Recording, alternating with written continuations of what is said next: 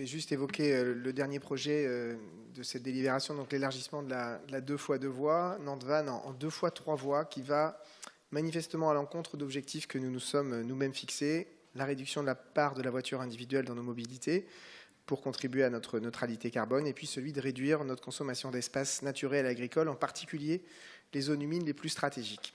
Ce projet, il est identifié par l'État comme un projet qui va détruire des zones humides de source, de celles qui alimentent nos cours d'eau.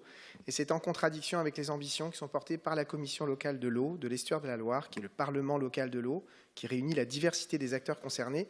Cela oblige l'État à demander un statut dérogatoire pour ce projet, dont l'utilité peut pourtant être questionnée. Maëlle a déjà beaucoup évoqué ce sujet. Je vais résumer mon intervention pour vous dire que, en effet, plus personne ne l'ignore, quand on élargit une route pour la fluidifier, elle devient plus attractive, le trafic augmente et la congestion redevient rapidement la même. Je veux le redire aussi, c'est vrai, plusieurs l'ont évoqué, beaucoup d'habitants hors de la métropole, mais aussi dans la métropole, n'ont pas beaucoup ou n'ont pas d'autres solutions que la voiture individuelle pour se déplacer, et elles sont aux premières loges des conséquences du changement climatique. Nous avons l'occasion d'en parler.